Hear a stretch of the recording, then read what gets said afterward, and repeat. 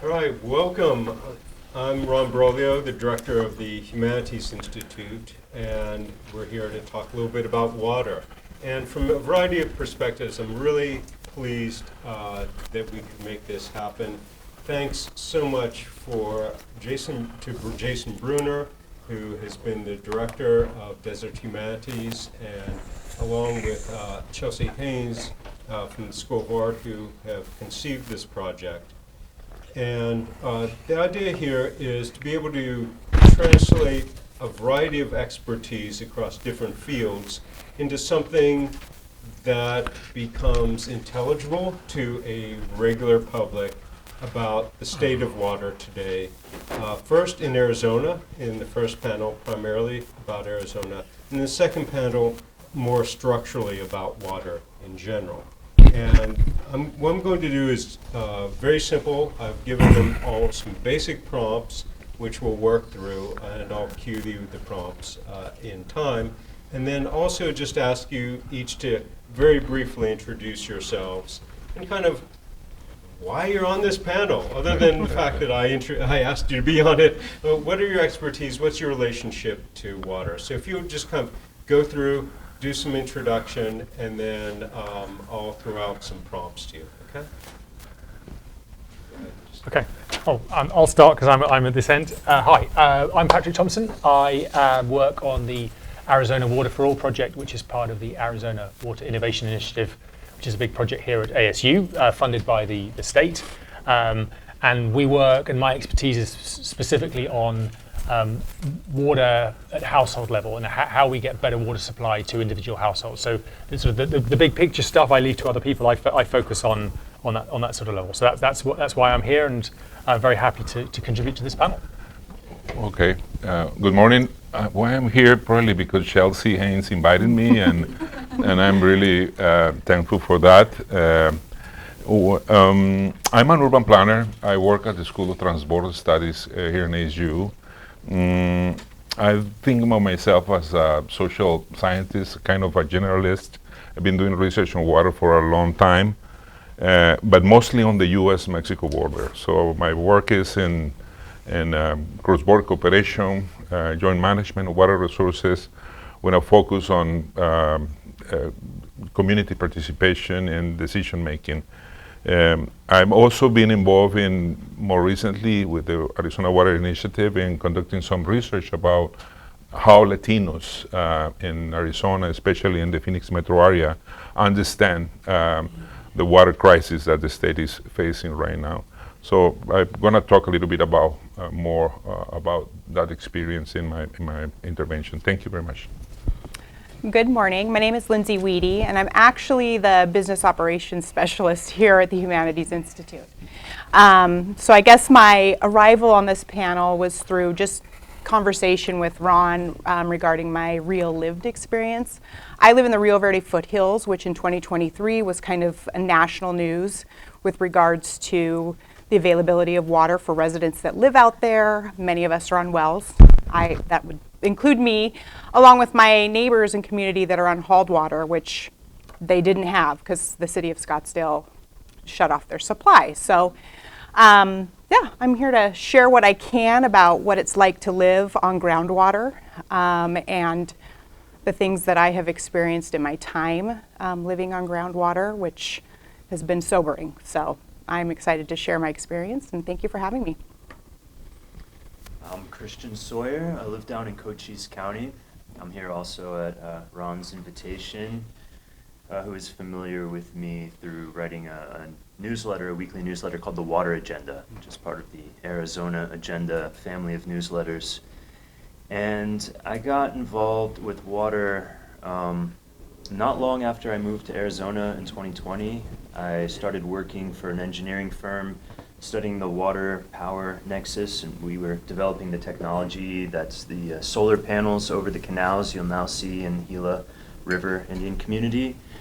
So took a little bit of a deep dive into water there, and then some of my neighbors in Cochise County started the 2022 citizens petition for the Douglas Active Management Area, which is the first new active management area in many decades, and the first one to be a citizen petitioned AMA. And so I got interested in water policy, started advocating for things, and became a little bit of what I call a community lobbyist, which is like a lobbyist who represents people instead of corporations and doesn't get any money. And so I involved myself with advocating for water policy reform, and then started a local newsletter that got the attention of Arizona Agenda, and they invited me to write for them, copy edit for them, and then launch the Water Agenda, which is great because now I get to continue researching all my nerdy interests about water, but make a little bit of money to do it. That's it. Great, thank you all. And if you haven't subscribed to Substack with Water Agenda, I highly recommend it. It's really useful. So the first question to you all, very simple. Can you give us a story or moment that exemplifies the problem of water in Arizona?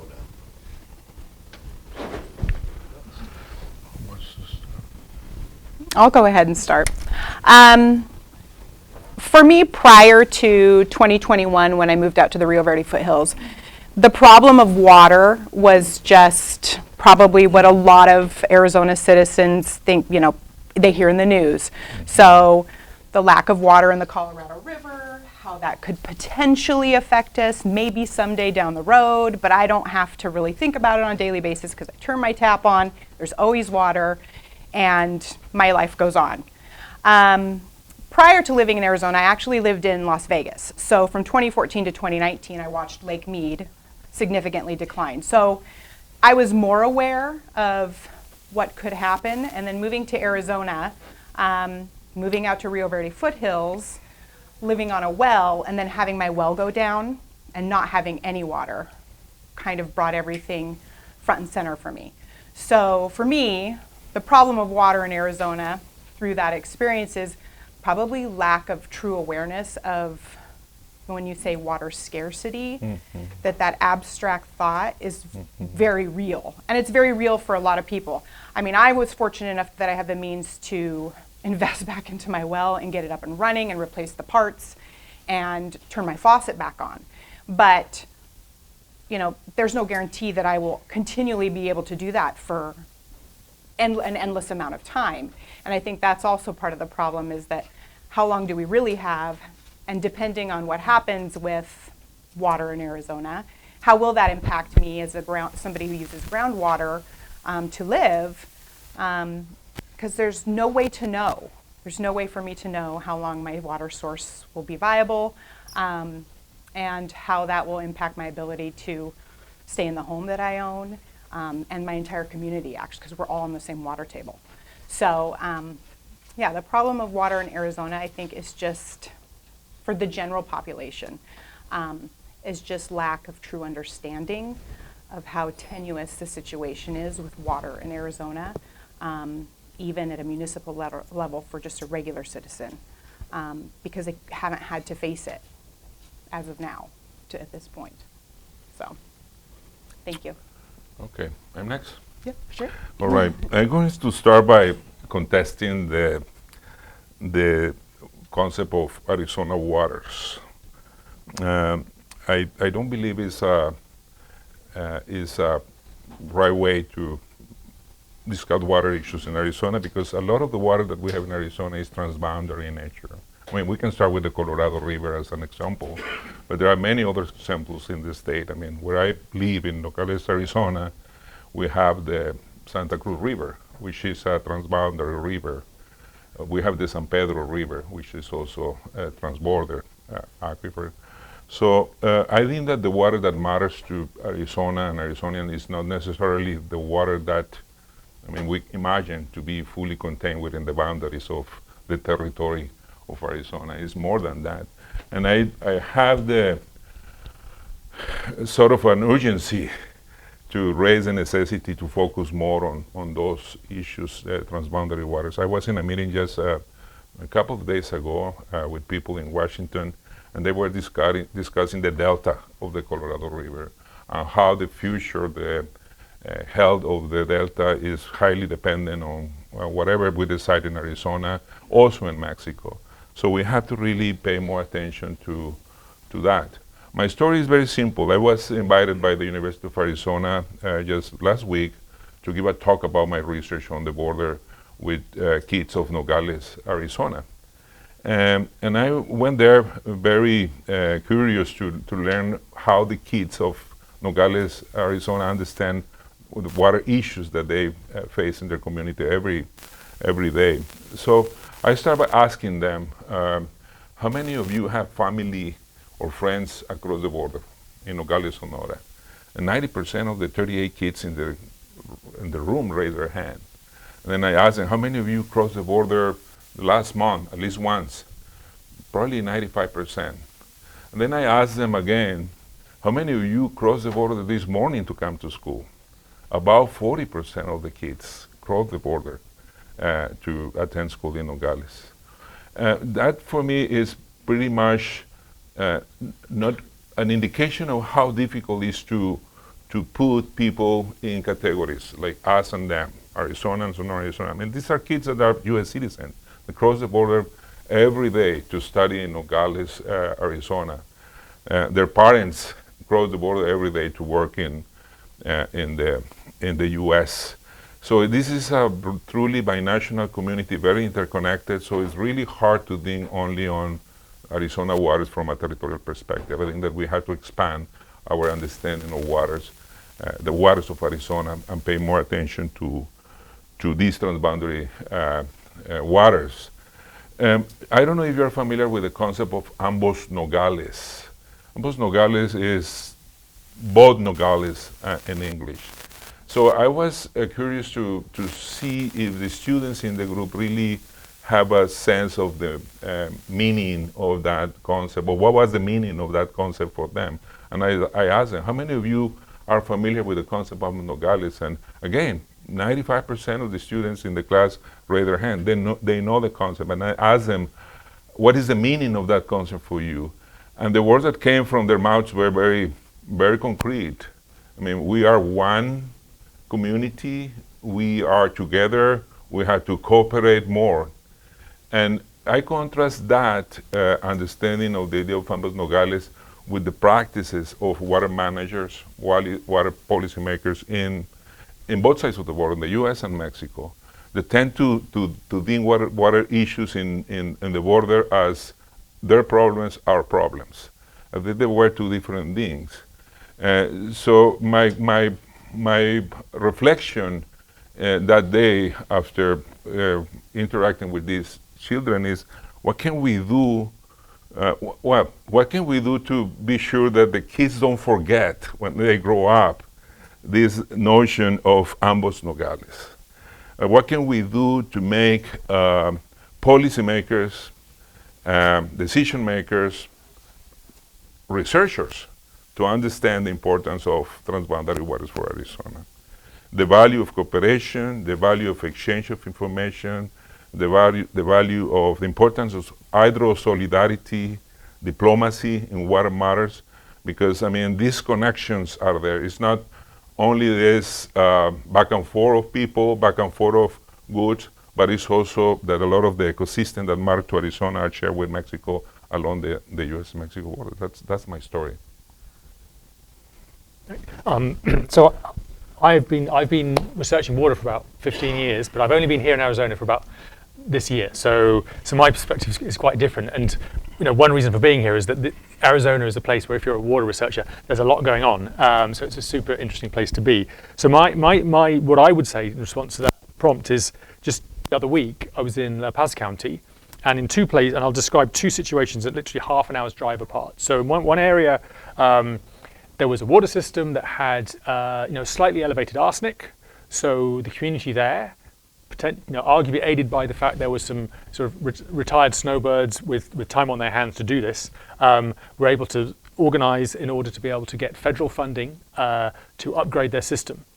And that was essentially primarily a grant. So it was a $6 million system for a community with 150 connections that was able to do what was required to reduce the arsenic level down from just over the EPA limit to under the EPA limit. The catch being that most people there probably, and they said, and we will know that for sure once we've done formal surveying, most people there don't actually drink the water as their primary water source. They drink bottled water. So all that investment had gone into a problem that maybe wasn't as much of a problem as we think.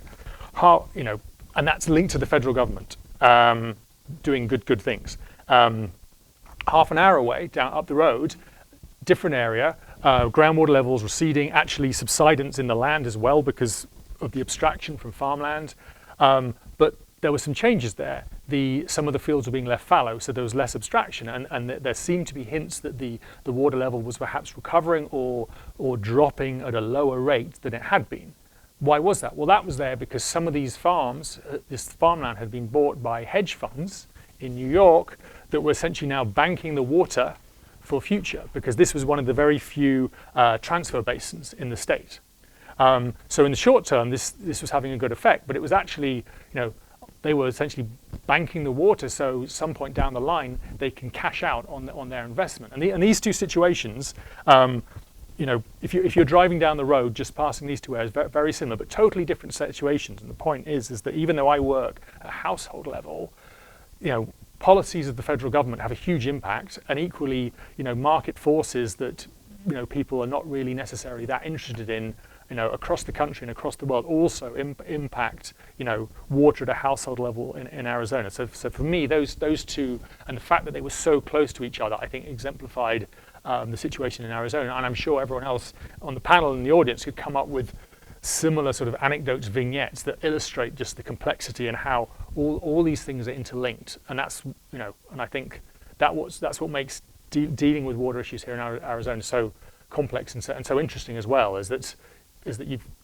and the reason policies of the federal government affect one area, but then policies of the market just, half an hour away affect another, it's very difficult to untangle why that is. But that's what I would characterize as an interesting illustration. Yeah, my story is just an anecdote from my childhood. One of my teachers, I think I was in the 3rd or 4th grade, and I grew up in Virginia, and there's not really water issues there. But for whatever reason, one of my teachers was into water conservation and imparted on the students certain principles of water conservation. Don't let the sink run while you're brushing your teeth. You don't need more than 5 minutes for a shower. And I didn't listen to her, but I always felt really guilty when I would take showers. Like almost every time I step into a shower, it still sticks in my head. But it wasn't until I moved out here that I understood in a deep way the importance of water conservation, because it is so much more scarce. And the reason I share that story is because I think I guess it's a bit of human nature that we don't take action on things until necessity forces us to. And you'll understand the difference of how you relate to water in an urban versus a rural area. And statistically, people in rural areas use domestic per capita water use is much less in rural areas than urban, because you grow up in an environment where you understand something about water. Your parents' well went dry once upon a time. It's a very real thing. You know what it's like to turn a tap on and no water comes out. I on the one hand, that worries me, because the emergency that will happen in central Arizona is not like a well going dry and then you have to raise up some money for a new well. It's like a really big, massive, like Titanic level problem that you can't just find a quick fix to. And yet there's, to me it's interesting that I would be here as like a newcomer to Arizona talking, and there's not way more people who are qualified to talk about water and doing the kind of research that I do who grew up here. I think, my best guess is just that because, again, there's not a felt sense of urgency about it, because you go to your tap and you turn it on. And somehow I think we have to get in people's nervous systems a sense of the scarcity of water. Just talking about it abstractly is not going to be enough. People need to tell stories. It needs to elicit emotion. People need to see photographs. I don't know what it will take, but it concerns me that there's not enough of that sense of urgency about water in Arizona. And if you think through the consequences, and I won't talk too much scary talk today, but if you think through the consequences of what happens if we're not ready for a lot of declines in our water supply via Colorado River cutbacks, etc., it's something that really deserves a sense of urgency. It's not just like, it's going to be a big problem that we have to figure out. It's something where I believe, it's something I believe will lead to a lot of conflict, basically. And I don't think it's a kind of conflict we would want to have to see people fighting each other about water. That's not a very pleasant future, so that's my story. Great, thanks for this. We're already seeing some sort of themes emerge. One is the invisibility of water. That is, water itself, we just don't see it, but we expect it to be there.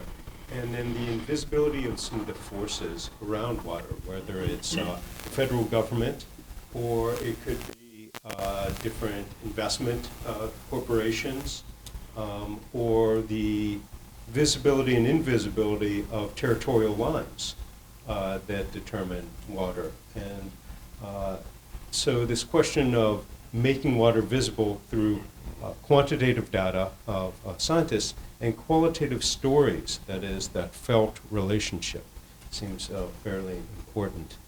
And then the next prompt for you is, what do you wish more people knew about Arizona water, or the larger water in relationship to Arizona? I will start.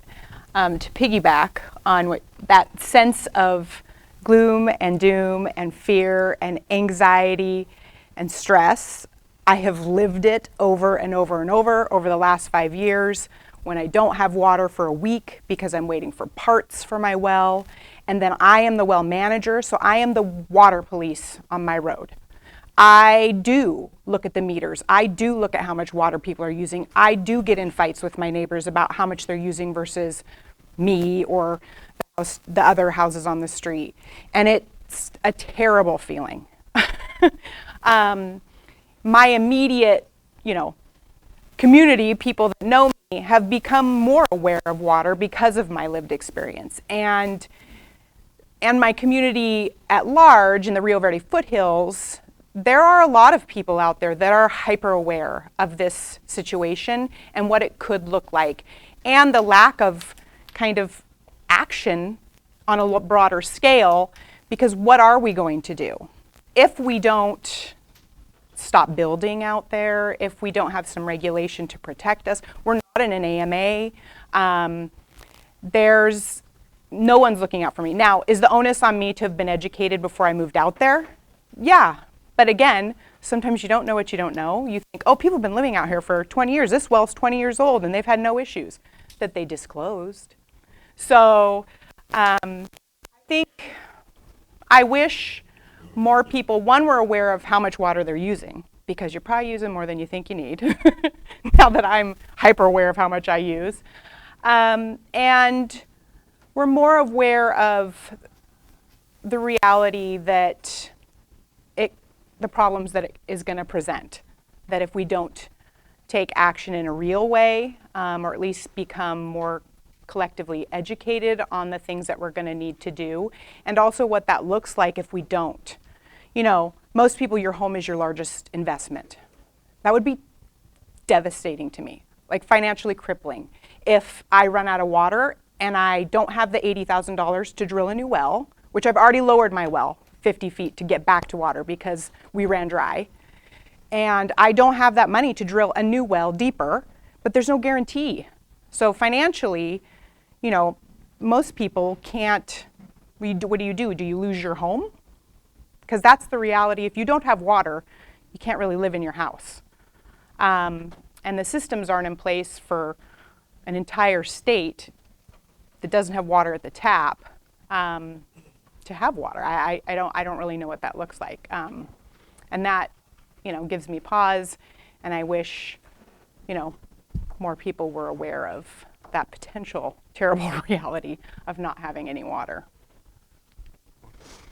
I think awareness is really a critical issue. I mean, we have to find ways to really raise the understanding of what real water scarcity mean for a community, for people. And I'm going to go back to the Borderlands because I use the Borderlands as a classroom. It's a laboratory where my students in Transborder Studies or the Honor College can experience what water scarcity mean. And that's very easy to see in a place like Nogales, Sonora, Nogales, Arizona, or Douglas, Agua Prieta, or Yuma, San Luis Rio, Colorado. Anywhere on the border you will see this contrast. But in Nogales in particular, I was the other day in a meeting, just this week on Monday, I was in a meeting with local business people working in the local industry. And they were saying, there is no room for growth here in this place because we don't have land, but also because we don't have secure water, okay? So a community where 70% of the jobs depend on the industry are being threatened by this huge barrier they face, which is the insecurity of water supply, not only for the growth of the industry, which is one of the main users of water in the community, but also for the city itself.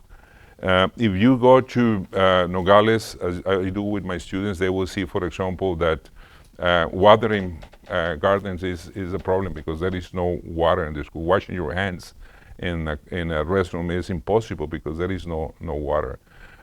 Families receive water 3 days a week, and the rest of the week they have to struggle with water that they store in drums.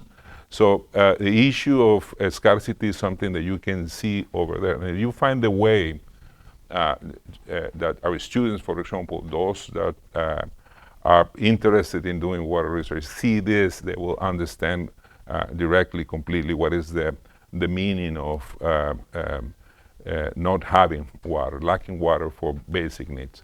But then there is this other issue that really I believe is important. The experience of people with water is very, very different. Here in Arizona, for example, in the survey that we did with the Arizona Water Initiative in the spring, we found that Latinos, the Mexican American community in the Phoenix metro area, is worried about the drought and climate change impact on water availability, but they are less worried than other groups in the population. They use more bottled water.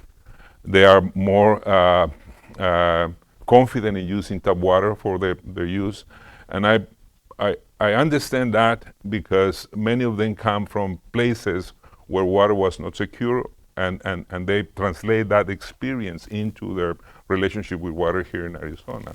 So how can we use that experiential knowledge that they have developed to, for example, formulate communication programs or formulate policies to really engage people in conservation of water in these communities? So that aspect of tapping on the actual experience of people, the actual understanding of people with water, I think is really critical for any effort to address the water challenges that we have in Arizona. Going back again to Nogales, I mean, we have seen that with these kids that I was mentioning, that they move back and forth across the border. They have different experience with water in the Mexican side when they are there, on the US side when they are there. So how these translate in actual behaviors, in actual values, and actual practices in regard to water. I think that we lack a full understanding. So I'm really happy that we are in this space where we are talking with people in the humanities, because I believe that that connection is essential to really develop a better understanding of these perceptual, experiential aspect of water that are really important in the formulation of policy and actions to address water issues. Yeah, I mean, what I was going to say really just picks up exactly from that is, and again, I say this from someone who's relatively new, very new to Arizona, is that I think that you know, given climate change, etc., you know, the issues that we are dealing with now in Arizona are issues that a whole bunch of other people are going to be dealing with sometime down the line. So I think even though we are dealing with difficult issues, and obviously, you know, when you are living that is not easy at all. The process by which people in Arizona are working out how to deal with these challenges can then be incredibly useful, you know, outside Arizona and outside even the USA. So exactly as you were saying, Francisco, you know, because of the diverse population, there's people who have different experience of how they address their household water challenges, and what can we learn from that and integrate that into our ways of doing things. And so dealing with water challenges is not just about you know, engineering and infrastructure. I mean, there's all sorts of cool research being done on that side here at ASU, you know, with atmospheric water harvesting to just, you know, pull drinkable water out of the air.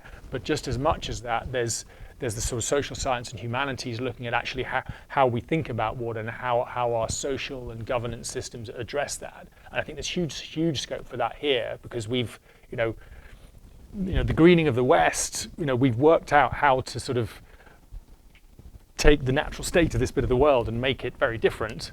And we've done that, and that's happened over sort of many decades. And the fact that the people of Arizona, maybe a few decades ago, century ago, whatever, were able to do that shows that I think equally the people of Arizona and the Southwest more generally are more than capable of working out what we're going to do for the next 50 to 100 years. It may not be easy, and it may be, you know, and I'm not for a second saying that it's an easy situation for people here, but I think, you know, I'm looking at it sort of more optimistically that we can do that, and the research being done here, and and also the community level things I've seen just in my short time here show that, you know, there's all sorts of stuff happening, and I think collectively we will sort of stumble our way through to, you know, rethinking, you know, our relationship with water in this very particular environment. And yeah, I choose to be optimistic.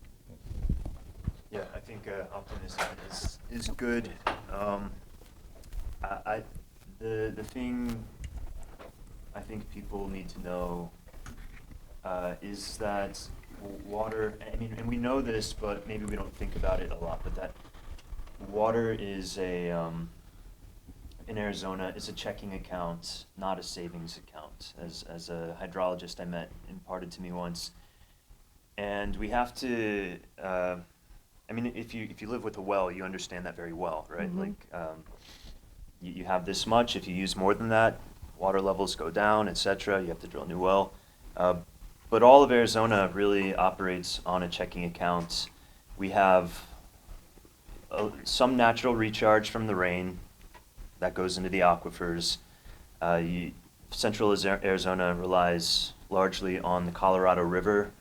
And when I write about water, I wish it could be more visual, because I think that's more helpful for people, but it's hard to put a lot of graphics in a newsletter. But just like imagining, you know, inputs and outputs, and this is your budget. And if you use more than your budget, groundwater levels are going to go down. That's going to cause earth fissuring. That reduces the capacity of your aquifers. You're getting closer to non-potable brackish and sulfuric water. But just this kind of basic, like, math. Here's your inputs, here's your outputs. You need to have them in balance. If they're not in balance, you're basically eating yourself, and it's kind of this almost cannibalistic. Like, we can't afford to use more than our budget. I'm just saying the same thing over and over, but yeah, I think that it's. I wish there was a website that you could go to that just showed all of this information at a glance, because even though it doesn't give you all the solutions that we'll need, it would just give people a more accessible framing of what we need to be thinking about and where we need to apply ourselves. Because as has been mentioned, water is like very complex. There's all of these overlapping considerations from housing to economics to politics, climate. It's a lot, and I think it's easy to kind of get lost in the details, and we lose the basic fundamental equation of balancing our water budget. So that's the thing I would like to impart most, is like always having that in the back of our heads when we think about water. It's just that basic, very basic, are we using more than we can afford to use?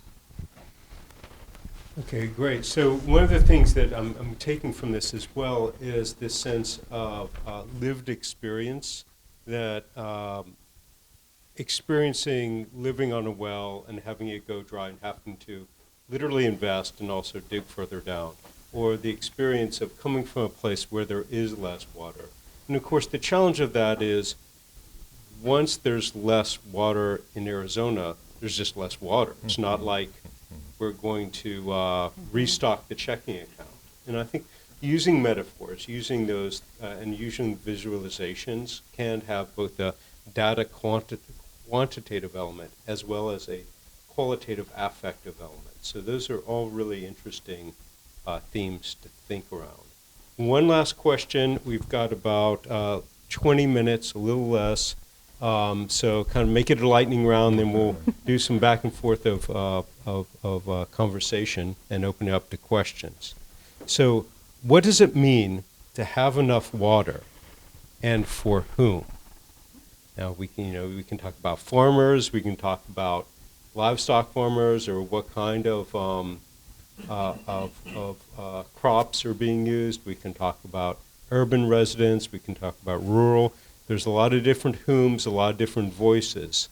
So what does it mean to have enough water, and for whom? I really don't know the answer to that, and I don't think I'm qualified to really make that decision. I think that decision has so many checkpoints that I think about it a lot. Like, what does the end game look like? What is the solution for Arizona? As I have lived this experience, I have gone down the rabbit hole and become obsessed with water in Arizona. And it makes me mad. I'm frustrated because the action I see, while some of it makes me optimistic, other parts are contradictory to everything that I feel like needs to happen. So what it means to have water and for whom, I guess my hope, to be optimistic, is whenever that is figured out by people that make decisions that are not me, is my hope is that we probably won't have enough water. I feel like that we know. I don't, that's hard to debate, that we're going to all of a sudden have a ton of water, because if it's like a checking account, you have to have something coming in. So I just hope that research and innovation and thought create solutions that will create an environment that there will be water available for everyone, for the farmers, for rural communities, for people like me, for suburban life. But I think the way we think about getting that water is going to have to change. And problems breed solutions. And I think the solutions that we're going to need are going to have to be very different than the way things are now. And I think that is the only way to lead to having enough water for everyone. Because the current state, if we just keep doing what we're doing, we won't have enough water for everybody. We won't. We just won't. Okay. Yeah, I agree. I mean, water for all, that's really important. It's very difficult to get to that point where everybody will have secure water into the future. But I think that responding to the question of what it means to have enough water and for whom, I think that there are some water users that are not properly represented in the decision-making process. I mean, I can easily think in the environment. I mean, I was in this meeting about the Colorado River, the Delta, and one of the concerns of the people attending the meeting was, is there going to be enough water to keep the Delta and the Cienega alive? What can we do to secure water for the sustainability of the Delta? That's an issue. And I was referring to the experience of Nogales, but I mean, this is also an issue that can be easily seen and everywhere, even here in Metro Phoenix. There are groups, there are sectors of the community that are not properly represented in the process, in part because we don't know a lot about them. I mean, I like this idea of having a website where you can go and get all the information about the place, the water in the place where you live. But I mean, it's not just a website with a lot of information, which by the way, there are some of them that are really good out there. I think that the challenge for us is to create a website with information that is place-based, that is people-based, that really empower the community to participate in the decision-making regarding water, and also give the tools for the community to address from their own perspective, their own view, their own concerns, the water issue that affect the community. I think that we are lacking in that area, because if I think, for example, in the Latino community in Arizona, one of the things that is pretty obvious for me as a researcher is that we don't have enough information about this community. We lack a lot of understanding of the community. I'm really happy that you are doing this survey in Yuma. We just finished this survey here in Metro, and we are doing something else in Santa Cruz and Cochise and Yuma too, to understand better these communities. But these are efforts that are sort of rare. So how can we get to give water, enough water to everybody in Arizona? I think that by bringing them to the table and understanding better their experience, their needs, their aspirations regarding water. Once we get there, we can easily respond this question which is kind of complicated. I mean, I was looking at the Health Organization norm. They said 25 liters per person per day. And I was comparing the U.S. I mean, the EPA says 80 gallons per person per day in the U.S., 300 gallons per family in the U.S. on average, versus 25. But in Mexico, there is a huge gap in that. So, and people manage to handle this relative scarcity of water. If you compare against the consumption that we do here in the U.S. So it's a very difficult question, as you said, to respond, but I think that the answer to that pass through understanding better the communities and bringing communities and the environment to the table in regard to water allocation. Noting time, I mean, I would say, just picking again on that, is that everyone needs 2 liters of water a day to not die, and that's 2 kilograms, and everyone needs 50 liters on average a day to have a decent life, and so those are non-negotiable, and those 2 liters of water are always going to weigh 2 kilograms for the rest of the time, and physiologically that's not really going to change. So those are non-negotiable, but I would say kind of everything else is on the table to discuss.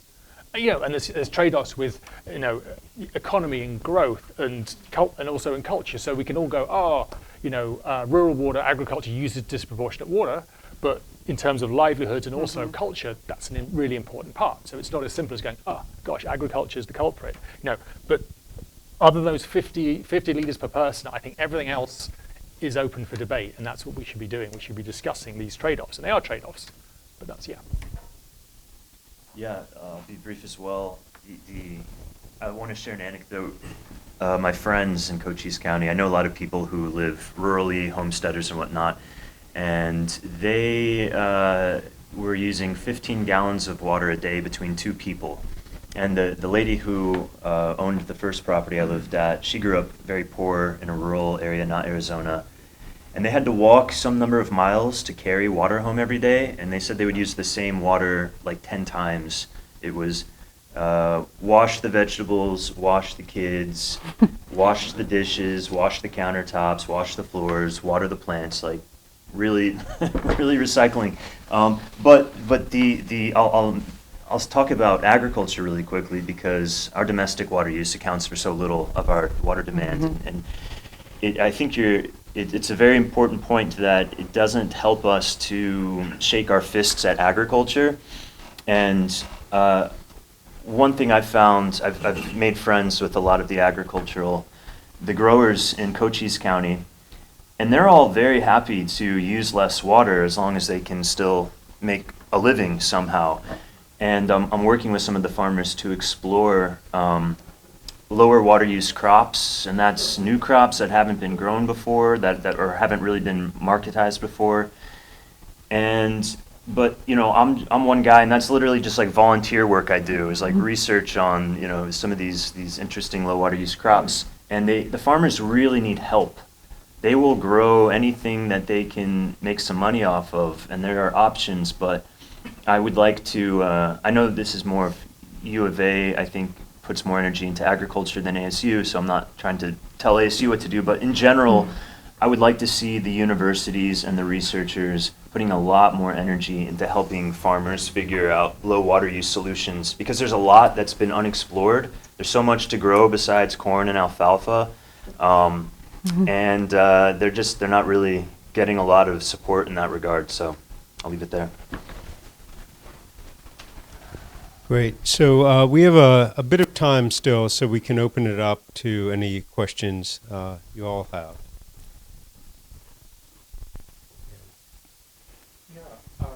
I was fascinated by the conversation that you guys had, and I have a reflection and then a question. The reflection is this: I'm an immigrant. I came here 50 years ago, and one of the things that struck me when I was thinking of coming to the United States was, in India, people don't think of themselves as Indians. They belong to each individual state. Whereas the idea was, not only is the United States the place where the streets are paved with gold, but it's America, and people see themselves as Americans, but there are race issues and things like that. But you know, that's the identity. However, on water, it's remarkable. People in India think of water as a national issue. Here, it seems to be hyper-local, competitive, to nonsensical, frankly, in terms of how they think about it, because I'm reflecting on your story with Rio Verde Hills, and I'm thinking about a colleague in sustainability at ASU, who, when I came here and I said, I don't see scarcity here when flying in, what I see everywhere are private swimming pools, which are just there to evaporate water, because I hardly ever see humans in those pools, you know. And this individual's response was that, oh, we couldn't live here if we didn't have a pool, you know, non-negotiable. And there you are with your 2 liters of water plus whatever. So my question is this: in some ways, this is about identity and culture. And the part of culture is the one that's more interesting, because in indigenous communities here, as well as anywhere in Asia, water has sanctity. So when people talk about value of water here, there's a dollar equivalent that they are trying to do. It's not the intrinsic value of the resource. So in your experience, where do you sit on culture? Is that something that should even be discussed? And where is identity? Why is it that we are not talking about this as a national conversation? I'm also an immigrant, and talk about a personal relationship that I have with water as a Mexican that moved to the U.S. 24 years ago, I think so. I still go every weekend to the Water and Ice to fill the bottles. Every weekend is religious. My wife criticized me for that, but it's kind of automatic. I mean, I grew up that way. I mean, when I was living in Mexico, I had to buy water to drink water. And I still believe in on that, probably even against the fact that I know that tap water is safe, is clean, is cheaper than bottled water. But I'm still doing that.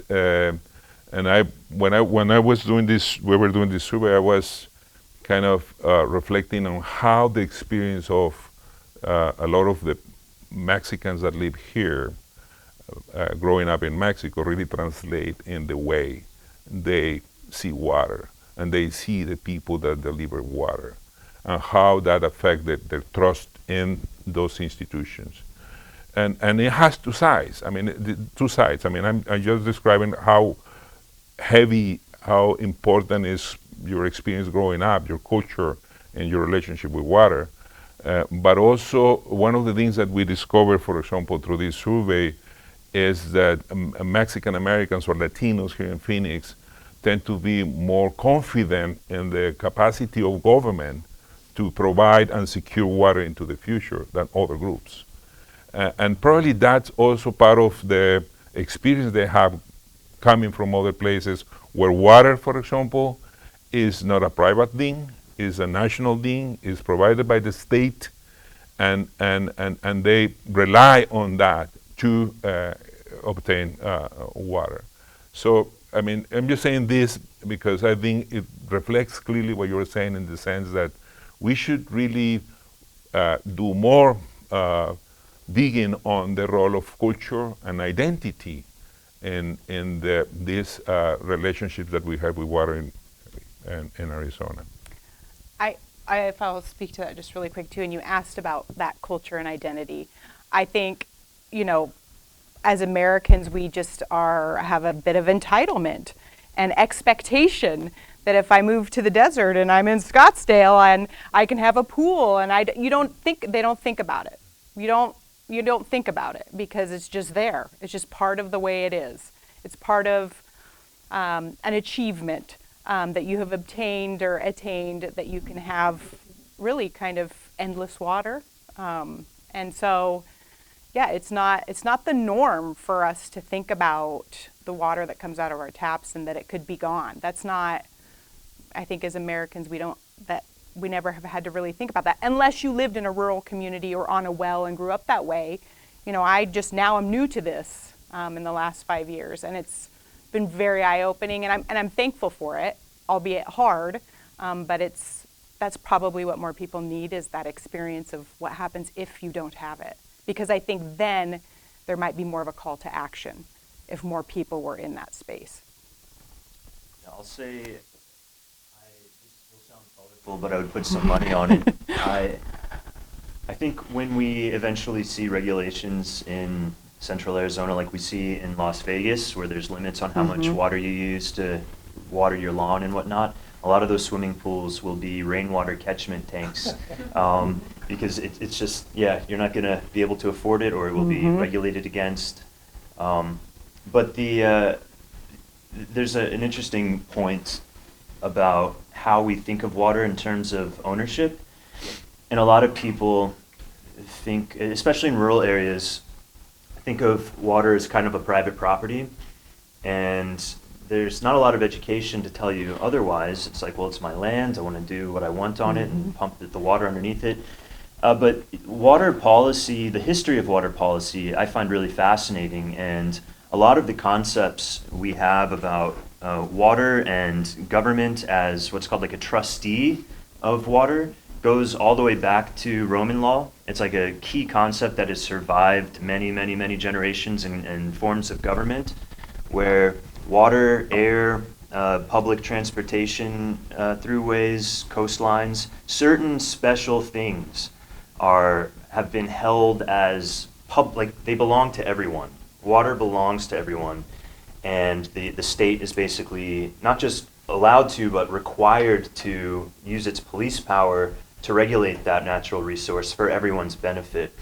And so I think people will become more familiar with this concept as we see more governance of water. But yeah, the idea of like, that's my pool, that's my water, this is, or that's my land, so the water underneath is mine.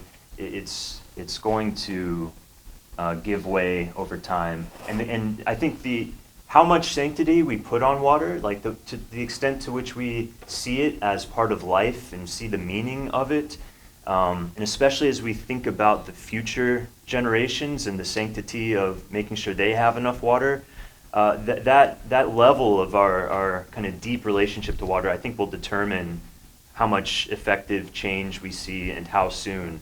The less it becomes, there's like a cultural revolution, the more we'll see the wrong kind of cultural de-evolution and conflict and whatnot.